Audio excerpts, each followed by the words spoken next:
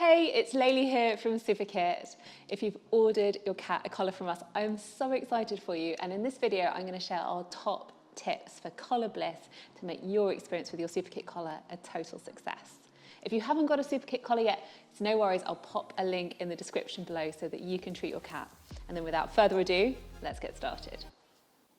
Okay, so the first thing you'll notice when you get your Supakit collar is it comes in this adorable little tin which doubles as a great treat store afterwards, but we're going to want to get it open. So to do that, it has a slightly unusual mechanism. Just put your thumb and forefinger where it says push to open on the top, press together, and that releases the mechanism, and then you can get inside to the good stuff and take your cat's new collar out. Okay, so let's get on to talking about the perfect fit for your cat's collar because it's super important. You want to make sure that when your cat's collar is on, you can slide one fingertip between the collar and their body. That means their body, so if they're really floofy, you want to be compressing their fur as you slide their finger underneath. And that is your perfect fit.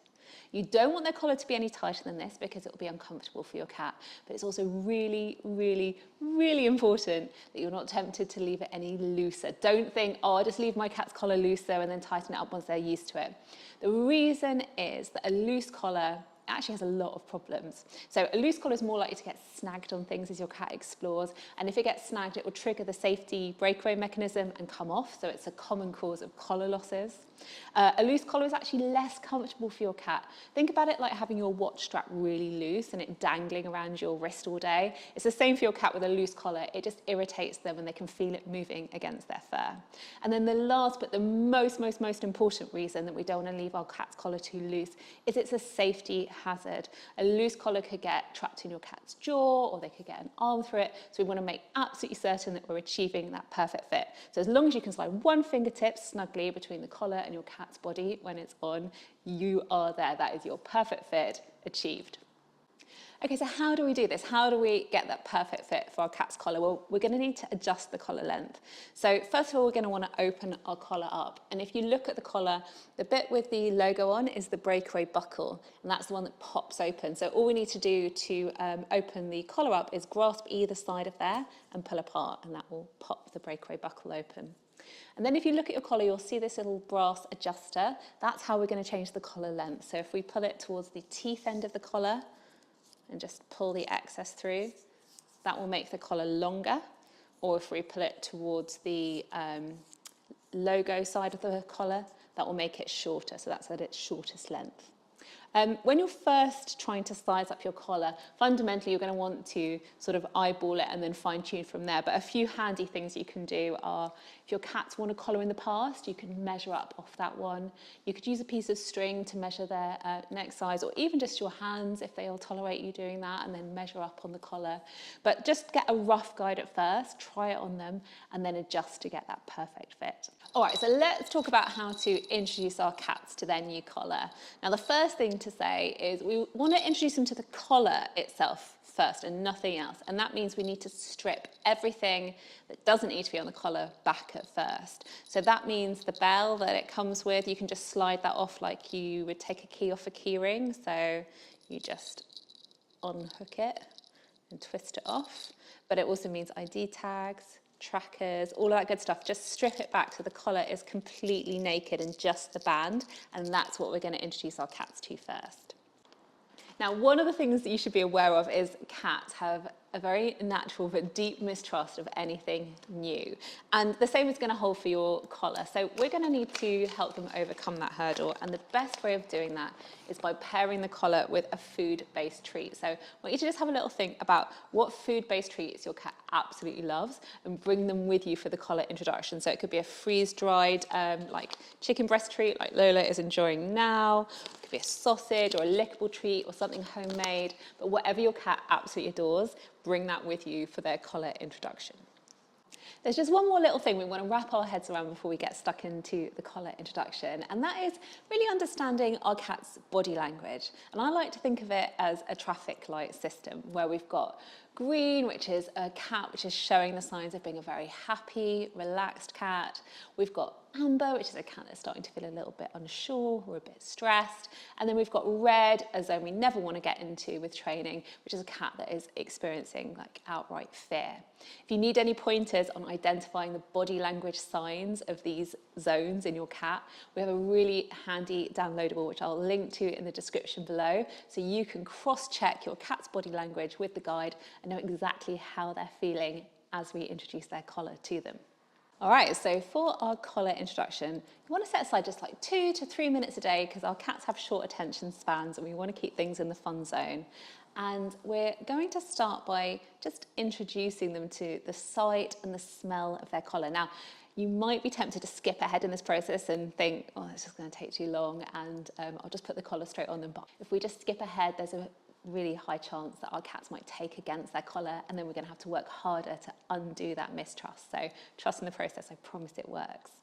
We're going to open the collar up and then we're just going to present it to our cats, and most cats at this stage are going to be curious enough to just give it a little sniff, and when they do, when they show green body language signs in the presence of their collar, we're going to deliver them a reward. Do that a couple of times, so each time your cat is giving it a sniff or interacting with their collar in a calm way while you're holding it out to them, just give them that reward, and we're starting to pair the sight and the smell of their collar with these things that our cats already love. If you see any signs of amber body language in your cat in this stage, it's no problem, just wrap things up for the day, and then the next day, start with the collar a little bit further away. Once your cat is showing green body language signs in the presence of their collar, then we can start to introduce them to the sensations that they'll feel as their collar is done up. So we could start off by putting it under their chin, and if they say happy and in the green zone, we can then take it away and give the cat their reward. Once we're seeing good green signs there, we can take it a step further, so we could start to move around their neck with their collar and then take it away and give them a reward, all the way up to getting to the point where we're kind of ready to fasten it. Again, if you see any signs of amber, it's not a problem. We just need to wrap things up for that session, and in the next session, take things a step backwards and start from the point where they're showing lovely green signs. And if you're seeing signs of red zone body language at this stage in the process, that's a sign that we kind of need to go through a slightly different process with our cats. They might have had bad experiences with collars in the past, and we have a separate video which I will link to in the description below, which will help you through that process. Once we've got our cats really happy with all the stages of the process leading up to putting their collar on, we can actually start fitting it for them. So we're going to want to open the collar up. I'd recommend coming under your cat's chin, because that way they can see it coming. They already know it's a thing that comes with rewards that they like, and it means that it doesn't have the strange sensation of something swooping down on them from above. So come under their chin, and then you're going to fasten it up behind their neck and then deliver them that lovely reward that they know and they love. For this first fitting, I'd recommend taking their collar off straight away. So you're going to slide your fingers under the collar the same way we did earlier, pull either side of the buckle to release it, and then take it off. For the subsequent sessions, we can start to build up the amount of time that our cats have their collar on, and we can also start to fine-tune that fit as well once they're wearing it for a little bit longer, and we can test it out. So pop their collar on. Start to leave it just a little bit longer. We want to make sure they're staying in that green zone, and we deliver them with their favourite rewards while they're wearing their collar. We can also start to throw in some other rewarding activities for our cats. So if they have a favourite toy, like a feather toy or a wand toy, you can engage them in a little game. It's perfect because actually it will distract them from investigating the new thing that they're wearing, and it's a nice way of building those positive associations with their collar.